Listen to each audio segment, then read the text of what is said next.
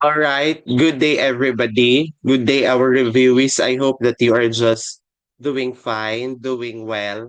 So, this is the second part of General Education Social Studies, to be specific, Philippine History and Society. We're done already with the first part.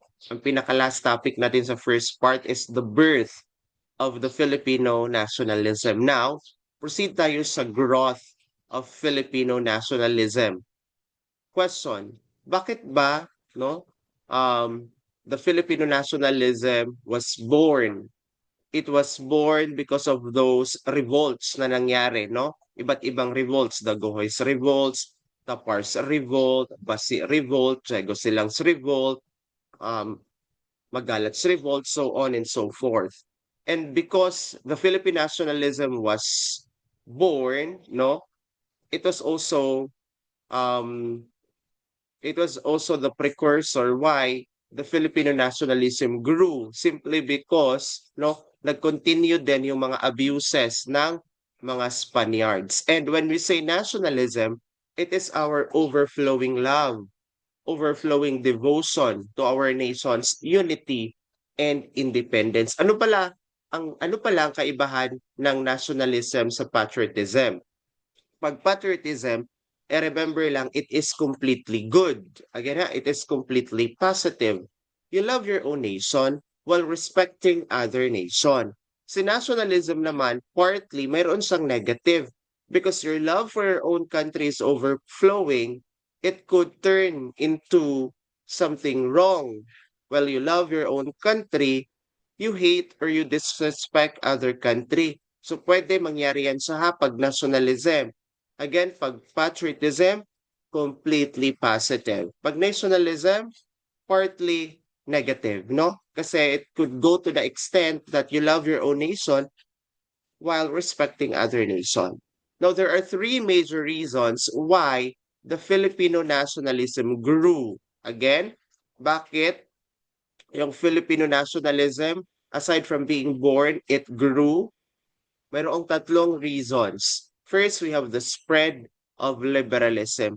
Bakit ang spread of liberalism was one of the reasons why the Filipino nationalism grew? Simply because by the time that the Spaniards colonized the Philippines, they also opened opportunities for Filipinos to have businesses, to have tradings, no? To have business transactions with other people from other places around the world.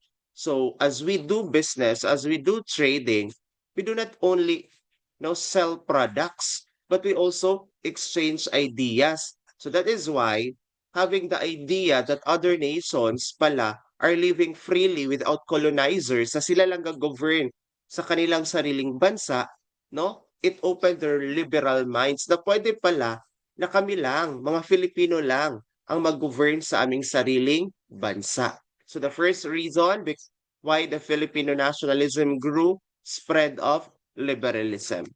Second reason is racial prejudice. Diba? As you remember, sa first part ng ating discussion, sa racial hierarchy, pinakamababa tayo, Filipinos. We are labeled as Indios or the inferior race. That is why, gusto ng mga Filipino i-disregard or alisin yung racial prejudice na yan. Galit sila sa racial prejudice. Bakit tayo nasa pinakababa ng racial hierarchy? Lastly, secularization controversy. It has something to do with the Spanish friars and the Filipino friars. Mayroon silang mga disagreements. Mayroon silang hindi pagkakaunawaan kasi mga narcissistic itong mga Spanish friars. So ano ang tatlong reasons why Filipino nationalism grew? First, spread of liberalism. Second, racial prejudice. And third, secularization controversy. Now, part ng growth of Filipino nationalism ay ang nangyaring Cavite Mutiny of 1872. Ano pala itong Cavite Mutiny of 1872? Isa itong pag-aalsa or pag-aaklas against the Spain, no? It is a retaliation against Spain headed by Sergeant Lamadrid. Again ha, ang nanguna, no? Ang nag-lead sa pag-alsa laban sa Spain ay si Sergeant Lamadrid. By that time, 1872, si Governor General Rafael Escuerdo ang Governor General. Again ha, sino ang Governor General during the Cavite Mutiny? Si Governor General Rafael Escuerdo. Ibig sabihin, si Governor General Escuerdo, no, ang kalaban or ang kapuksaan ni Sergeant Lamadrid sa Cavite Mutiny. After the Cavite Mutiny, or it is very safe to say, because of the Cavite Mutiny, gi-execute ang Gumbursa. Again, because of the Cavite Mutiny, gi-execute ang Gumbursa. Tanong, bakit gi-execute ang Gumbursa after the Cavite Mutiny? I-remember lang, maling akala. The Spanish thought, no, na ang tatlong paring martir, ang Gumburza, sila ang nanguna sa Cavite Mutiny. Pero sino ang totoong nanguna sa Cavite Mutiny? Si Sergeant Lamadrid. Pinaghinalaan lang ang Gumburza. Dahil sa maling akala, pinatay, no? Gi-execute ang Gumburza. Another question, ano ang ginamit na pamamaraan ng pag-execute sa Gumburza? Answer is garote. Again ha, garote. Bakit pinatay ang Gumbursa? Maling akala. Akala ng mga Espanyol, ang Gumbursa ang nanguna sa Cavite Mutiny. Ano ang ginamit sa pagpatay or pag-execute sa Gumbursa? Garote. Proceed tayo sa propaganda movement. Ang propaganda movement ay, sige, hindi ito nakalagay sa ating presentation, pero isulat dyan. Propaganda movement was established by the Filipino Triumvirate. Again, ang propaganda movement was established by the Filipino Triumvirate. Si Dr. Jose Rizal, si Marcelo H. del Pilar, and si Graciano Lopez Haina. Si Dr. Jose Rizal, si Marcelo H. del Pilar, si Graciano Lopez Haina ay tinatawag silang Triumvirate or Filipino Triumvirate. Sila din ay mga ilustrados ha, mga ilustrados din sila. Pag sinasabi nating ilustrados, sila yung mga middle class Filipino na nakapag-aral sa Europe. Again, pag ilustrados, middle class Filipinos na nakapag-aral sa Europe. Wa natin? Pero pag prinsipalya naman, sila yung mga wealthy Filipino family. Ilustrados, mga middle class Filipino na nakapag-aral doon sa Europe. Pero pag prinsipalya, wealthy Filipino families. Now, ano itong propaganda movement na binuo ng Filipino Triumvirate? It is a campaign for reform. Again, basta propaganda movement, ang gusto nila, reform, hindi revolution. Again, propaganda movement for reform sila, hindi for revolution. Ano pa ang gusto ng propaganda movement? Gusto lang nila ng assimilation. Ibig sabihin, maging probinsya tayo ng Spain. When we say assimilation, maging province ng Spain. Gusto din nila ng equality for Filipinos and Spaniards, di ba? Doon sa racial hierarchy, napakalayo. Ang mga Spaniards, ang mga Peninsulares, nasa pinakatuktok sila ng racial hierarchy, habang ang mga Pilipino nasa pinakababa. So gusto ng propaganda movement, equal lang. And kailangan din, or gusto din ng propaganda movement na mayroon tayong representation in the Spanish Cortes. Dahil sa political arena, during the Spanish colonization, wala tayong representation, wala tayong boses ng mga Filipino. So tandaan lang, basta propaganda movement ang kanyang tatlong aims. Again, propaganda movement or the three aims of propaganda movement. Remember the terms assimilation, representation, equality. Ano-ano ang aims of propaganda movement? Assimilation, representation, equality. Kuha. Now, the propaganda movement has an official organ. Pag sinasabi nating official organ, official newspaper. Ang official organ or official newspaper ng propaganda movement is La Solidaridad. Again, La Solidaridad, the official newspaper or official organ of the propaganda movement. Mayroon ding Diaryong Tagalog. Si Diaryong Tagalog, hindi siya official newspaper ng propaganda movement. Ang clue to remember pag Diaryong Tagalog, nationalistic newspaper. Pag nationalistic newspaper, Diaryong Tagalog. Ang La Solidaridad ay isang newspaper. Same with the newspaper today, no? Or mga school paper natin, mayroong mga writers at ito sila, yung mga writers. Mayroon silang contribution na mga articles doon sa propaganda movement. Mayroon silang naisulat doon sa propaganda movement. Isa-isahin natin. Sa left side, yan yung mga real name nila. Doon sa right side of the table, yun yung mga pen name nila or pseudonym. Again, sa left side, real name. Sa right side, pen name or pseudonym. Si Graciano Lopez Haina, siya ang publisher ng La Liga Filipina. And remember ha, publisher ng La Liga Filipina, Graciano Lopez Haina. Ang kanyang pen name, Diego Laura. Pwede i-remember na lang si Graciano at Diego. Graciano, Diego. Same. It ends with letter O. Graciano, Diego.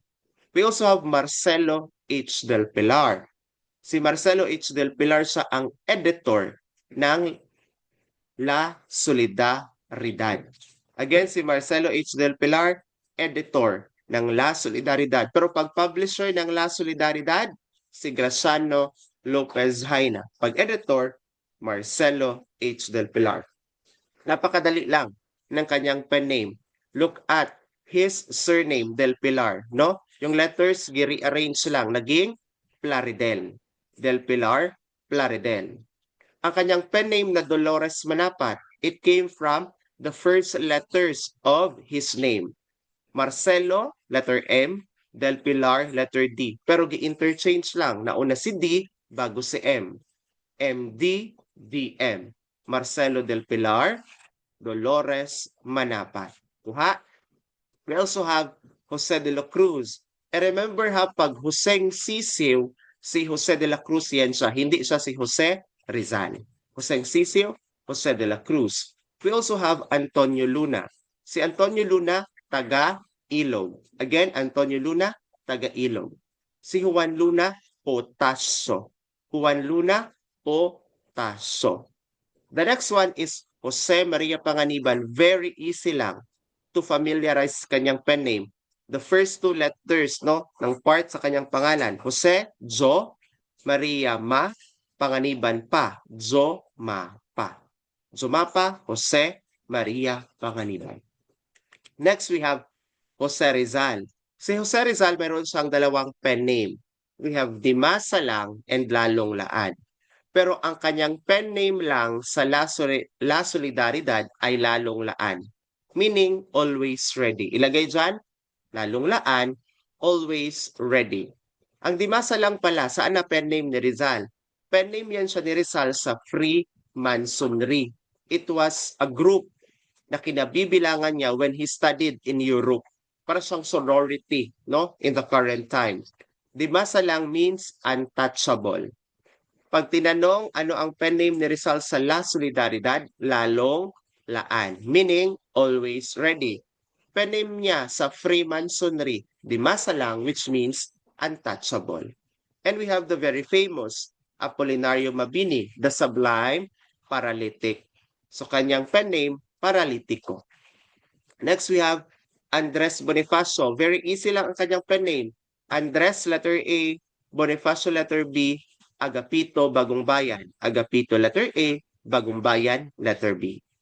We also have Mariano Ponce. Si Mariano Ponce, ang i-remember lang sa kanya, mga weird na pen name. Again, Mariano Ponce, mga weird na pen name. We have Tikbalang, Naning, at Kalipulaco. Mariano Ponce, mga weird na pen name. Tikbalang, Naning, Kalipulaco. Si Pio Valenzuela, Madlang Awa. Again, Pio Valenzuela, Madlang Awa. Pwede din natin to easily recognize Pio Valenzuela as Madlang Awa Di ba sa Showtime, pag nag-greet sila, we have madlang people. Pwede natin siyang gawing madlang piyo. Again, instead of saying madlang people, say madlang piyo. So pag nakakita ka ng option or question about madlang awa, sino si madlang awa? So wala nang ibang sagot. Si Pio Valenzuela. Madlang Pio, madlang people, madlang Pio. Then the very famous Melchora Aquino, Tandang Sora. Again, Melchora Aquino, Tandang Sora. We also have lastly, Emilio Jacinto. Si Emilio Jacinto, ang kanyang pen name ay Dimas Ilaw. Emilio Jacinto, Dimas Ilaw. Dala tayo sa propaganda movement. Proceed tayo sa La Liga Filipina. Ang i-remember na clue pag La Liga Filipina, Civic Society. Again, pag La Liga Filipina, clue, Civic Society. It was organized by Rizal. Ang propaganda movement, mayroong tatlong aims. Ano gani ang tatlong aims ng propaganda? Assimilation, representation, equality. Si La Liga Filipina, ang aims niya, actually 5 yan siya, pero let's make it 4 na lang. To unite the entire Philippine archipelago for mutual protection and defense, encouragement of instruction, agriculture and commerce, then reform. Ano ang aim ng La Liga Filipina or aims of La Liga Filipina? Unite the entire archipelago, mutual protection and defense, encouragement of instruction or education, commerce and agriculture. Then lastly, reform. Ano ang clue pag La Liga Filipina? Civic Society. Sino ang nag-organize? Si Rizal. Proceed tayo sa KKK. Kataas-taasang, kagalang-galangang, katipunan ng mga anak ng bayan. There was a let exam na tinanong ano daw ang kabuuang pangalan ng KKK. Remember lang, nauna si Taas bago si Galang ha, KKK. Nauna si Taas bago si Galang.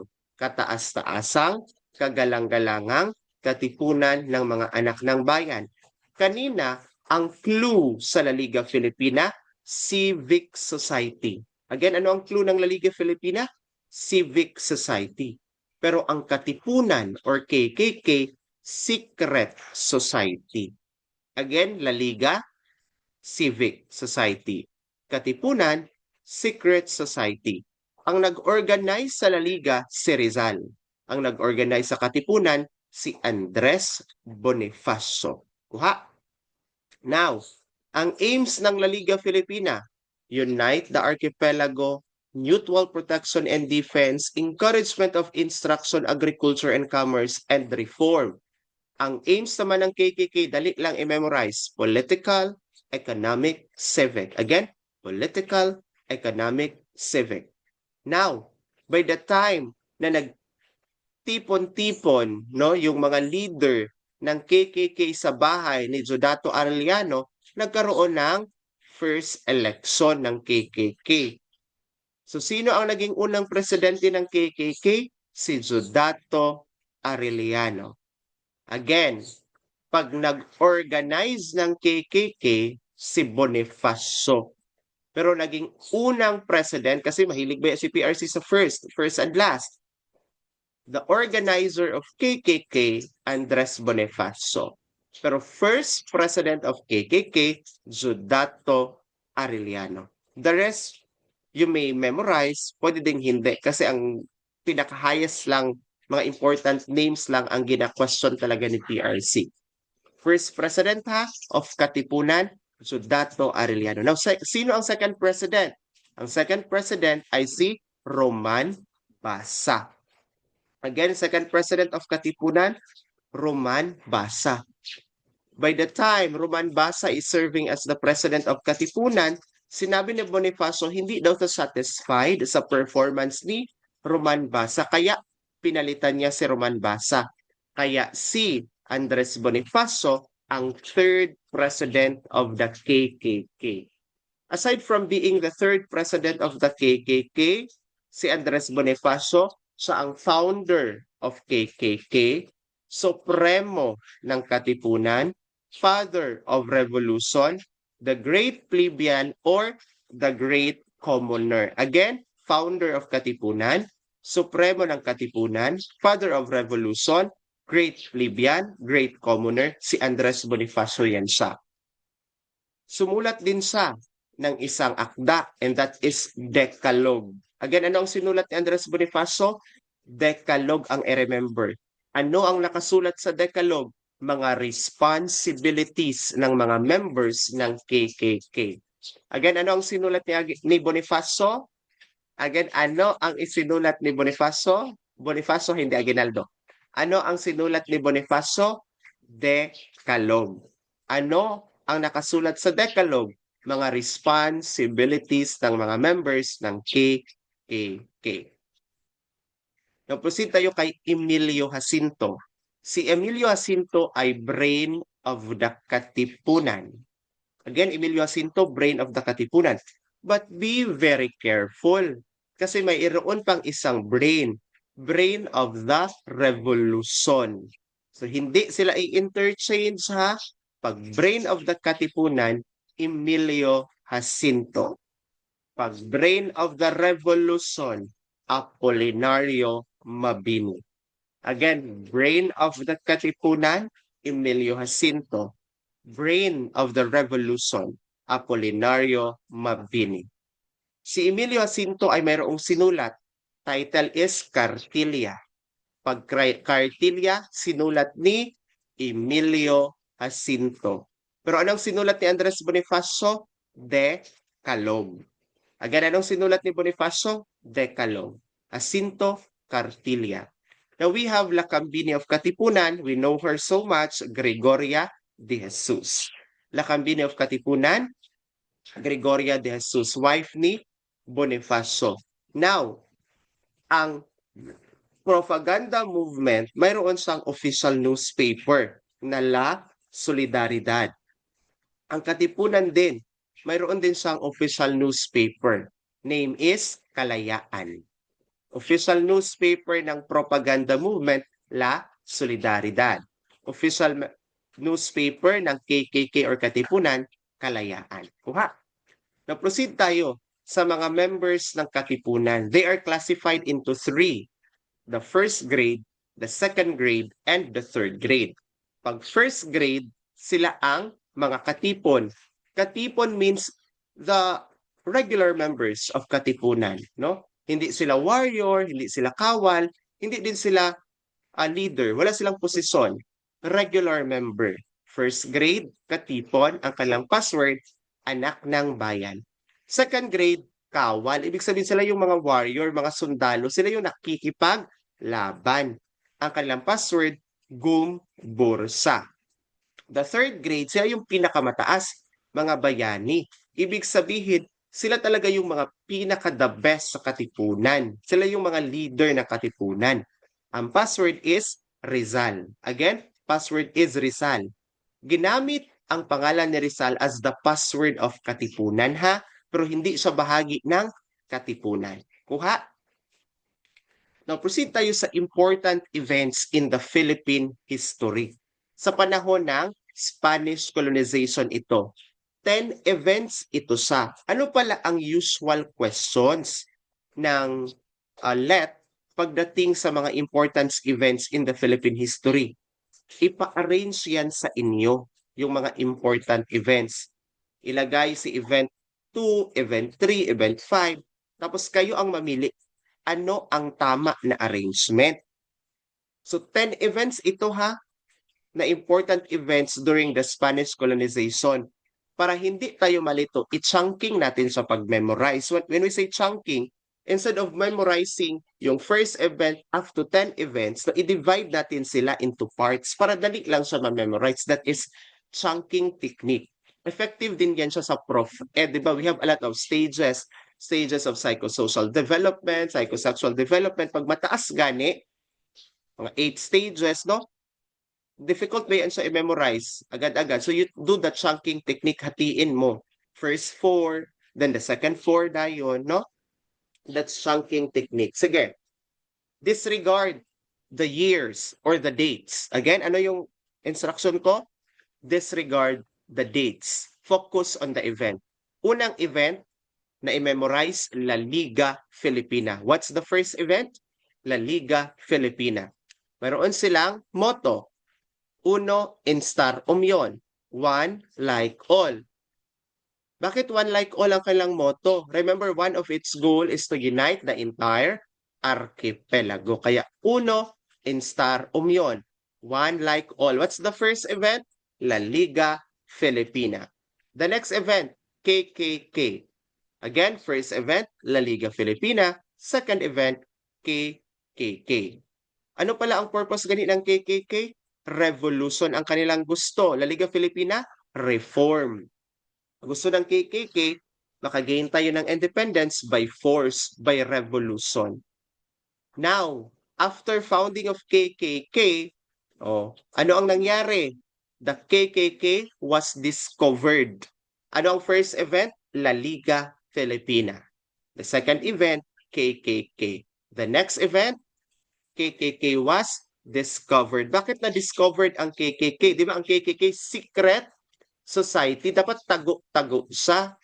Na-discovered siya ng mga katipunan ng mga Espanyol because of Teodoro Patino. Si Teodoro Patino ay isang traidor. Sinabi niya kay Father Mariano Gil na mayroong katipunan. So ano yung first three events? La Liga Filipina, KKK, KKK was discovered. Again, what's the three events?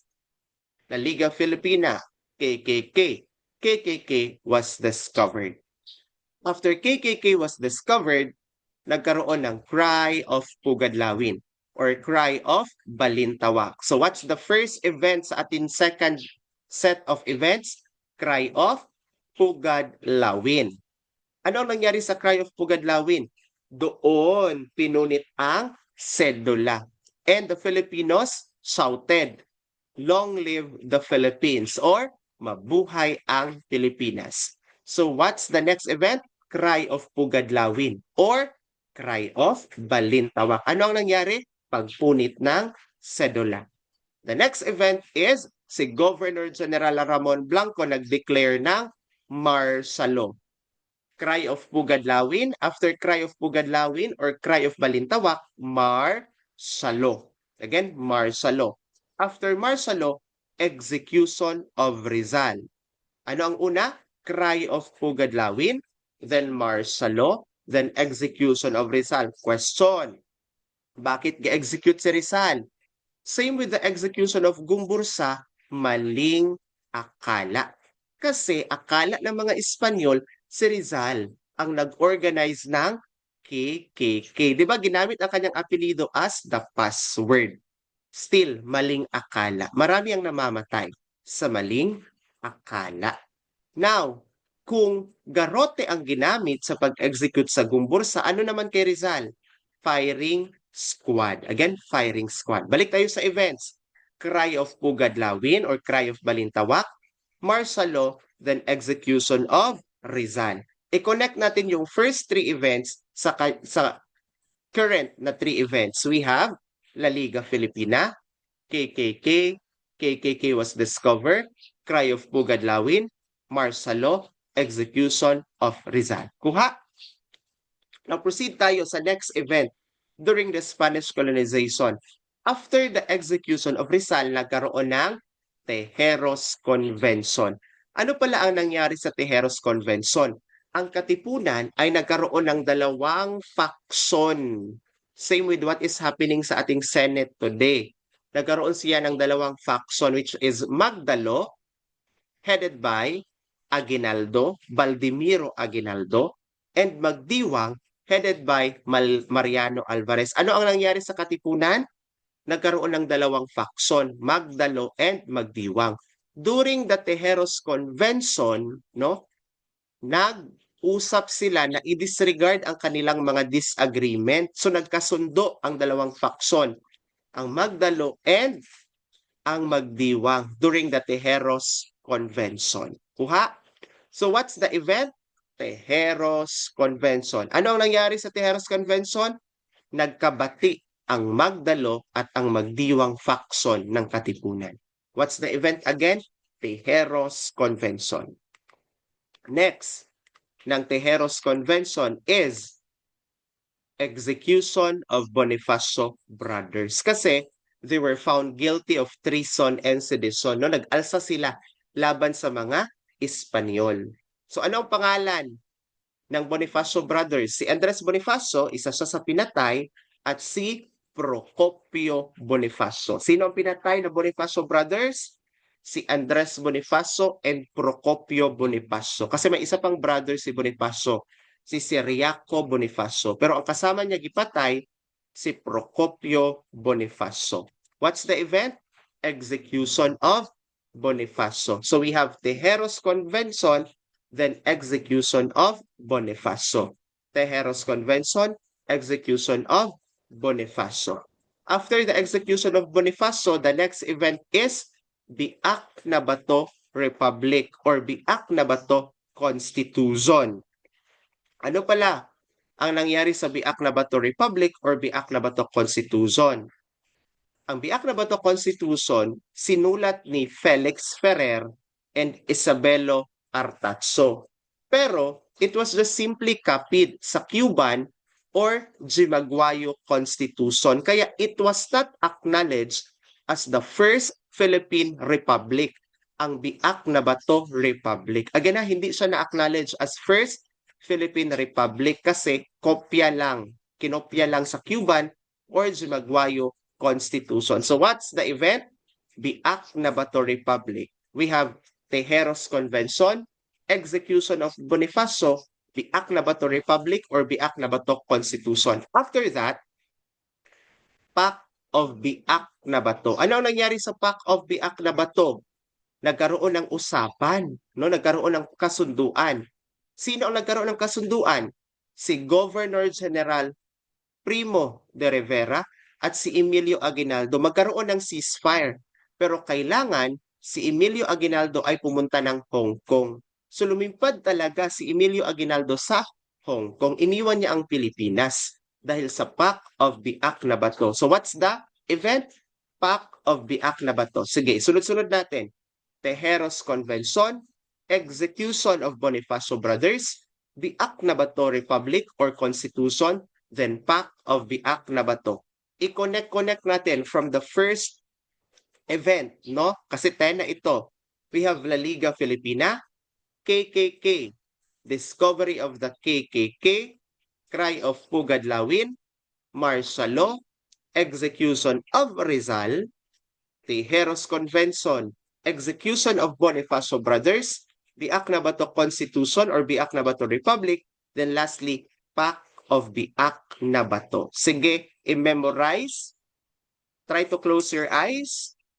Ulitin natin ang 10 events sa Spanish colonization. La Liga Filipina, KKK. KKK was discovered. Cry of Pugadlawin or Balintawak. Declaration of martial law. Execution of Rizal. Tejeros Convention. Execution of Bonifacio brothers. Establishment or Biak na Bato Constitution or Biak na Bato Republic. Then Pact of Biak na Bato. What natin?